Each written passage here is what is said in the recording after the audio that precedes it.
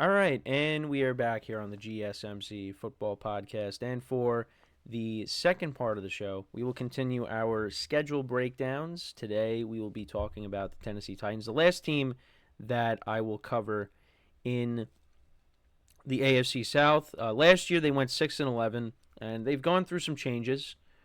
This is going to be Will Levis's first full year as the starter. They traded for L'Jarius Sneed from the Chiefs, which was a good move.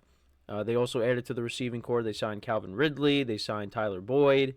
They also brought in Tony Pollard, with Derrick Henry leaving in free agency and joining the Baltimore Ravens. So they're going to look different.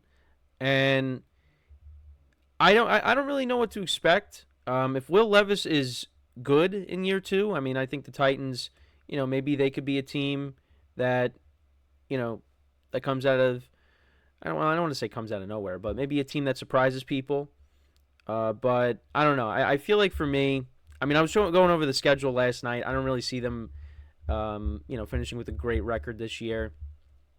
But let's kind of get into their schedule here. So they start off the year. Now, this is an interesting game right off the bat against the Bears. So you got Will Levis, his first full year as a starter. And then you got Caleb Williams, who there's a lot of hype around him with the Bears. And I think the Bears are going to be a good team.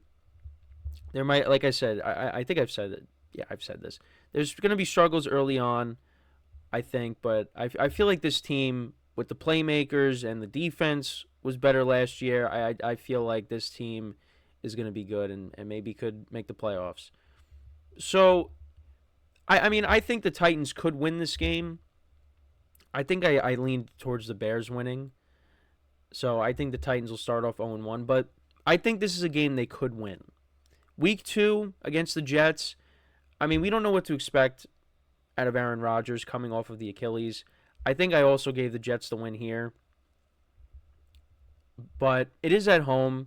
So I think this is another game that the Titans could win. But I'd probably lean more towards not, because I think the Jets are going to be really good this year. Then it doesn't get any easier against the Packers. Again, the Packers, they dropped a game early on against the Falcons where they had the game, and then they ended up, the Falcons ended up coming back in the fourth quarter.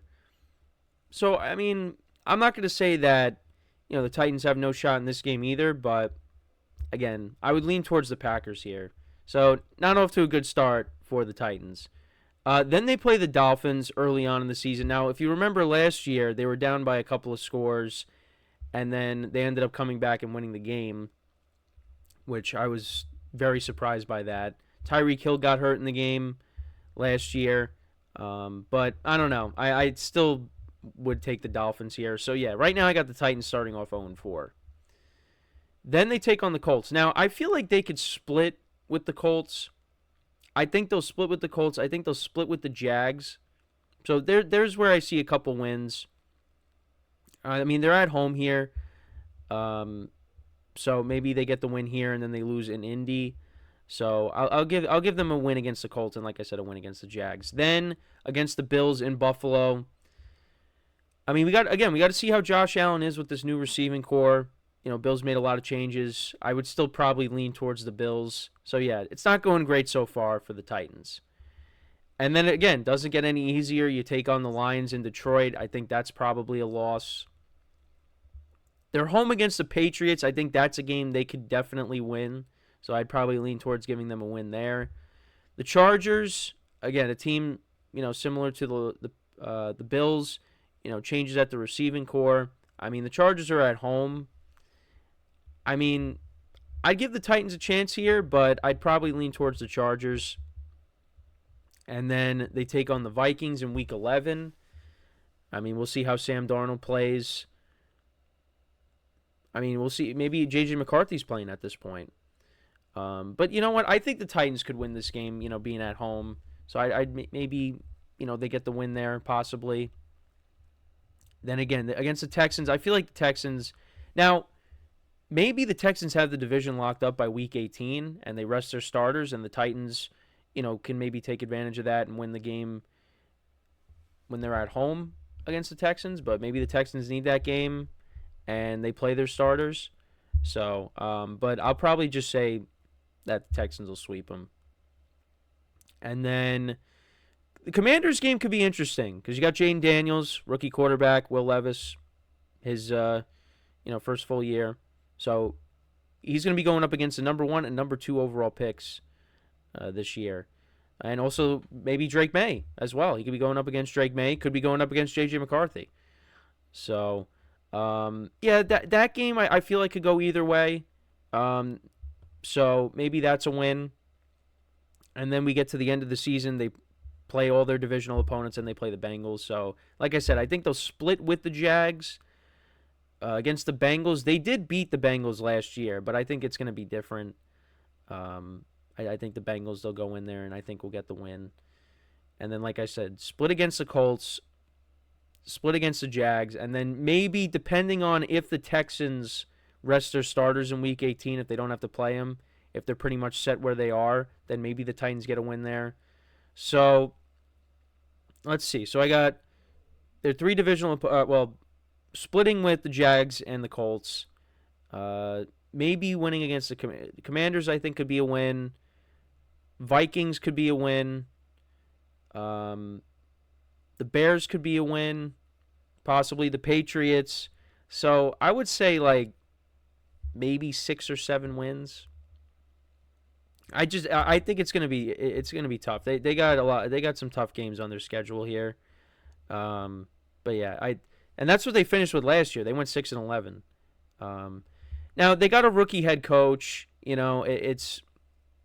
We'll see. But if they do finish with that kind of record, but Will Levis still has a good year, then you go from there. But if Will Levis is not good, then they got an issue on their hands. But we'll see. I think around 6 or 7 wins. It is going to be tough though. I mean, early on in the season, you're playing the Bears at Soldier Field. But again, I mean that's a game they could win. The Jets, I think the Jets are going to be really good. So that's going to be a tough game. The Packers, I think, are going to be one of the best teams in the NFC. Then you take on the Dolphins early on in the year, which I think late in the season, guys were all banged up, and Tyreek Hill got hurt in the game. In Week 4, it's going to be a different kind of game.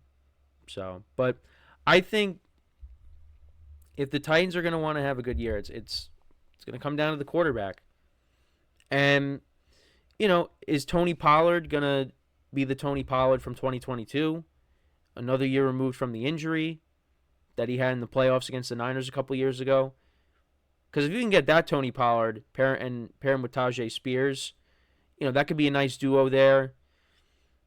And the receiving core, yeah, I mean, I think it's a good receiving core, but I mean, it's if this was like 2018, this would be one of the best receiving cores in the NFL. But Ridley, I think he's 30 now. DeAndre Hopkins, I think, is 31. Tyler Boyd is right around there too. I think he's 29. But I think these guys are still, good. It's just, it's not like if they had this receiving core back in, 2018 when D-Hop was one of the best receivers in the NFL and, Ridley was a young player. But we'll see. I think they'll still be good. I mean, DeAndre Hopkins was okay for the Titans last year. He had the 3 touchdowns in Will Levis's debut. So, yeah, I'm curious to see how the Titans do, but I still look at them as that last place team. So I had the Texans going 12-5, the Colts 9-8, Jags 8-9, and then the Titans around 6-7 wins. But we'll see. We'll see how it goes. I mean, against the Jets, you're at home. The Packers, you're at home. The Bengals, you're at home. So, and you do get, each of your divisional opponents, you get a home game there. But, at Detroit's going to be tough, in Miami against that offense, in Buffalo. I mean, the Chargers, we'll see how they are. But I think with Harbaugh, they might be a little bit of a problem. And you got Justin Herbert coming back healthy. So, and I think with Harbaugh, the defense is going to, improve. So, we'll see how that goes. But, yeah, I mean, that's really my thoughts on their schedule. Let me know what you guys think, though. How many games do you think the Titans will win in 2024? I think around 6-7 wins. I think that's fair. That's what they finished with last year's 6 wins. But that is going to be a disappointment, though, if that ends up happening.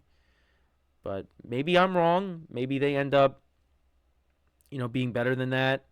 But I think it really all comes down to the growth of their young quarterback. So before we go to break, I just want to remind you guys once again to tip or donate and get your comments recognized. Make sure to go to the following link. That is GSMCPodcast.net. Again, that really helps the show, makes the show more interactive between myself, the host, and you guys, the viewers. Again, that is GSMCPodcast.net. And as always, it is displayed on the ticker at the bottom of the show segment down below. So when we come back from our second break of the show, we will talk about some comments made by Greg Olson, on the 49ers, and who has the best chance to challenge the 49ers for the NFC in 2024. And I know that's something that we've talked about, but I just wanted to get into what Greg Olson had to say. So that is what we will discuss when we come back from break. So stick around, and we'll be right back here on the GSMC Football Podcast.